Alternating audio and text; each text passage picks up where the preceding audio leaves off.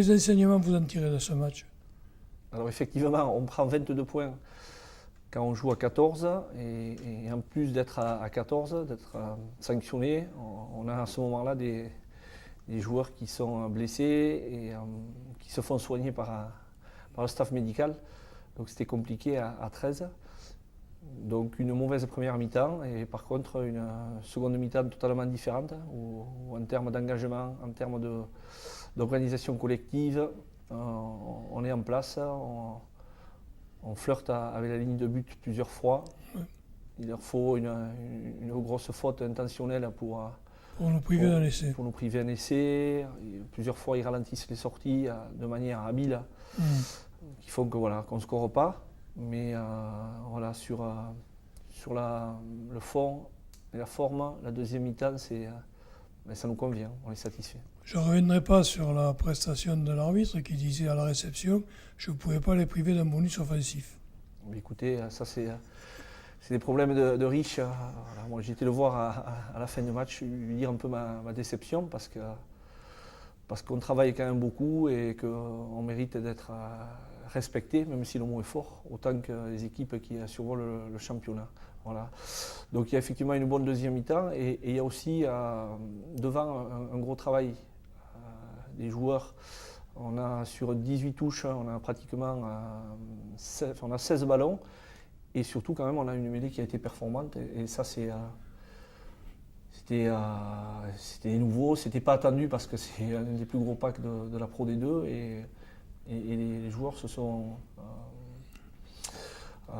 comportés à merveille. Et on a une mêlée très très collective, ce qu'on attend depuis longtemps. Voilà. Et puis en plus, ça a surpris le président Merlin, le staff, les dirigeants, qui après le match évoquaient le fait qu'ils n'avaient pas tout compris sur la deuxième période. Donc c'est encourageant pour la SBH. C'est encourageant si on reste dans le collectif, si mentalement on est prêt à se hisser au niveau des meilleurs. Ne pas faire de complexe et peut-être que c'est ce qu'on a aujourd'hui et c'est le travail qu'on a à faire avec les joueurs parce qu'on le répète sans cesse que voilà, il ne faut pas faire de complexe, il faut oser et voilà, aujourd'hui peut-être qu'on a du travail à faire dans ce domaine-là.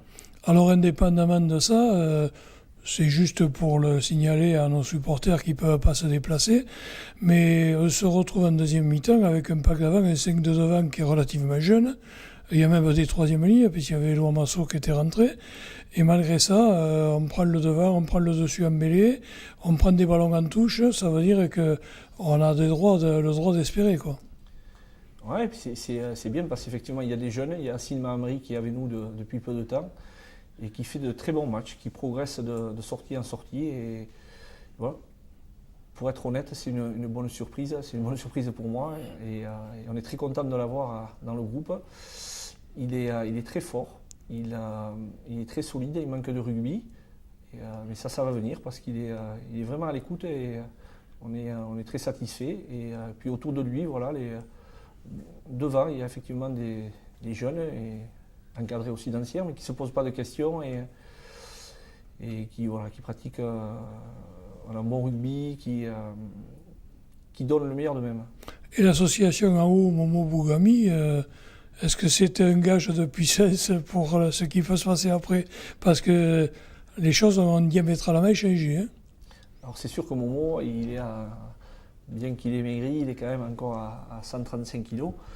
Il a beaucoup de puissance et donc voilà, en deuxième ligne, parce qu'il est rentré deuxième ligne, effectivement qui cale la mêlée et c'est évident que ça amène un plus. Voilà, maintenant, je suis persuadé que la mêlée va évoluer, elle a déjà beaucoup évolué.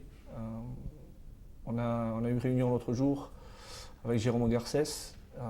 On sait que les arbitres et les instances qui décident de l'application des règles ne vont pas accepter qu'on joue seulement 30% des ballons sur les mêlées. Donc il va y avoir un arbitrage qui va être autre dès la fin de la saison et dès la saison prochaine. Et les mêlées vont être vraiment changées, j'en suis persuadé. Mais il faut le souhaiter parce qu'apparemment tout le monde n'a pas compris le système. Alors on va passer à autre chose. Concernant le match contre Mont-de-Marsan, c'est un peu une équipe qui a souffert en début de championnat, qui se refait une santé depuis 6 matchs, qui a perdu contre le Loup, mais qui ne perd pas contre le Loup, sauf Béziers, bien sûr, à la maison. Indépendamment de ça, c'est un match important, parce que si on veut finir en beauté du côté de Béziers, il faut s'imposer contre Mont-de-Marsan. Bien sûr, c'est un match important, et tous les matchs jusqu'à la fin de la saison le sont. Mont-de-Marsan joue bien. Mont-de-Marsan est une équipe expérimentée qui descend top 14, qui a peut-être eu du mal à digérer leur descente. Par contre, maintenant, ils sont en place, ils jouent bien, ils pratiquent un rugby que je connais dans les Landes, qui est un rugby qui est fait de prise de risque. Ils osent, ils ont un pack qui est complet, ils sont dangereux sur les groupes pénétrants, ils sont Un bon sur les buteur. mêlées, ils ont aussi un bon buteur, donc ça promet d'être un bon match. Donc pour vous, ce match, il y a une pression particulière ou c'est l'envie de bien finir la saison? La pression est liée de par le contenu qu'on attend des joueurs. Donc, ce qu'on a dit tout à l'heure aux joueurs, c'est qu'aujourd'hui, on a un système qui est en place. Voilà. Il y a de l'huile à mettre dans les rouages et c'est ça leur plus grosse richesse. Et on a vraiment envie qu'ils jouent dans le système, qu'ils osent. Donc nous, on est sur le contenu et si on respecte le contenu, on pense que derrière, il y aura la victoire. Alors certainement un très bon match samedi soir à 18h30. Ouais, je pense qu'il va y avoir deux équipes qui vont se livrer à fond, qui vont effectivement peut-être qu'on a aussi un peu moins de pression et qui vont oser. Donc je suis persuadé qu'il y aura un match agréable. Alors je saute du coq à l'âne. Là, Carcassonne vient d'être rétabli dans ses points contre La Rochelle, ce qui veut dire que ça redonne quelques espoirs à Carcassonne. Ce qui va faire de notre déplacement à Carcassonne peut-être un match encore plus musclé. Écoutez, d'abord on a un match ce week-end. Après il y a un match à Carcassonne, il y en a un autre à Bourg-en-Bresse, il y en a aussi un autre à Narbonne. Donc il y a effectivement 3 déplacements qui sont aussi intéressants les uns que les autres. Mais voilà, ça serait bien qu'on arrive à accrocher une victoire à l'extérieur. Pourquoi pas 2, pourquoi pas 3. Et donc c'est dans cette optique-là, que ce soit à Carca ou ailleurs, il faudrait qu'on y aille ambitieux, et tout en se rappelant que Carca, chez nous, depuis 2 ans, ils nous font mal.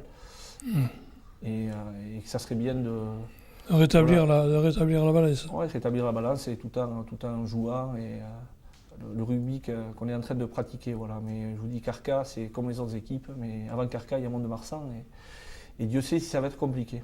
Très bien, écoutez, on va vous remercier d'avoir répondu à notre invitation. Avec plaisir. Et bon match samedi soir, bien entendu. Merci.